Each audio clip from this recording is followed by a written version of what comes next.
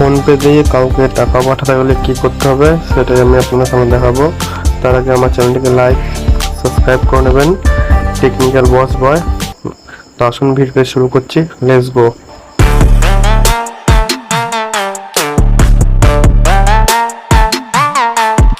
ব্যাংকের account number, কোনো scanner না, কোনো নাম্বার না, ডাইরেক্ট ব্যাংকের অ্যাকাউন্ট নাম্বার দিয়ে আপনি পয়সা পাঠাতে পারবেন।